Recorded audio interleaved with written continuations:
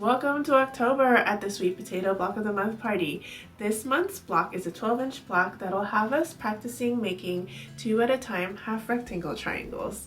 If HRTs are new to you, you will want to keep listening and watching to see how to make and trim these half rectangle triangles because they're a little bit different from half square triangles simply because the seams do not run at a 45-degree angle.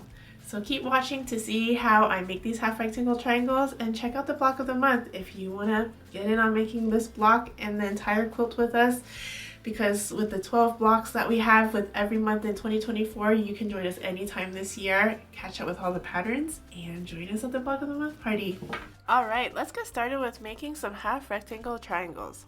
I've got my pieces cut out, 2 for my background fabric and 2 for my color fabric. First, I'm going to draw a diagonal line on the wrong side of each of the background fabric rectangles. For pile 1, I'll draw a line from the top right down to the bottom left corner. And for pile 2, I'll draw the top left down to the bottom right corner. This gives us 2 sets of half rectangle triangles, each with seams going in opposite directions. Next, I'm going to place the background fabric right sides together with its counterpart from the color fabric. Here's the important part. You'll want it to give it a slight twist and turn so that the diagonal line aligns with the opposite corners of the fabric underneath. Once aligned, sew a 1/4 inch seam on both sides of the diagonal line. Do the same for the second set, making sure that the diagonal lines also match the opposite corners before sewing a 1/4 inch seam on both sides. Now that we've sewn our seams, let's go ahead and cut along the diagonal line, separating each unit into 2 parts. You should end up with 4 half rectangle triangles. Next, we're going to press the seams. I like to press toward the darker side, so I'll take it over to the ironing board, give it a quick finger press along the seam, and then set it with the iron. This ensures everything lays nice and flat. Now that we have our half rectangle triangles pressed, it's time to trim them down to the correct size, which is for this block 2.5 inches by 3.5 inches. Here's where we need to be precise. These seams do not run at a 45-degree angle, so we're aiming for blunt corners after trimming, not crisp ones. To trim, we want to make sure that the seam lines run a 1/4 inch from the top and bottom edges. That way, when we sew this onto a block later, the seams will hit just right without cutting off the points.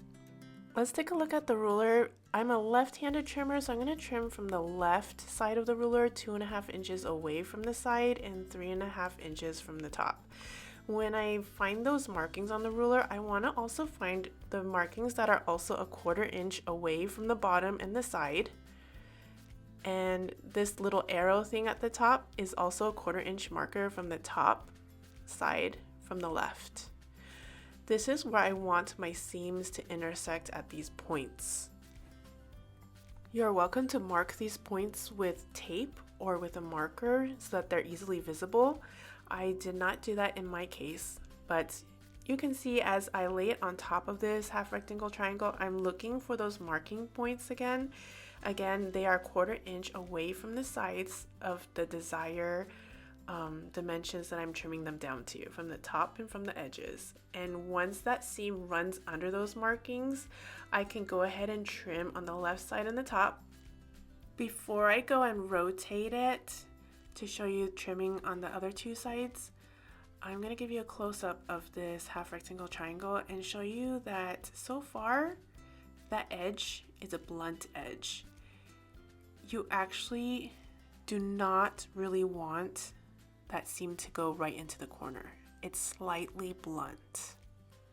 And then when I rotate it 180 degrees, I will just want those trimmed edges to match with a 2.5 inch and 3.5 inch marker, and naturally those seam lines should match up again.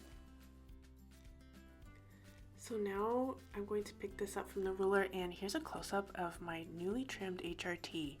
They are slightly blunt in the corners, but you can rest assured that the seam does run a 1/4 inch away from those corners, and when you sew with your 1/4 inch seam, you'll get nice points, I promise.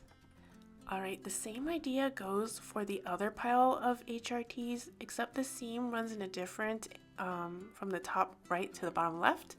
That means you're going to look for your 1/4 inch markers from the top right corner. It's the tip of that white line for me on my ruler. I'm just going to look for that tip of that edge of that white line, and here is that little intersection of white lines, which is a 1/4 inch away from that bottom left corner.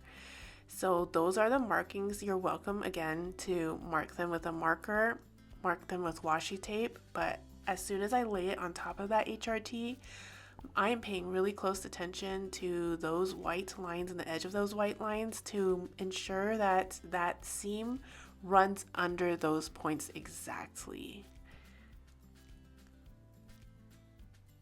Yep, everything's under the 2.5 and 3.5 inch, and I'll go ahead and trim those two edges.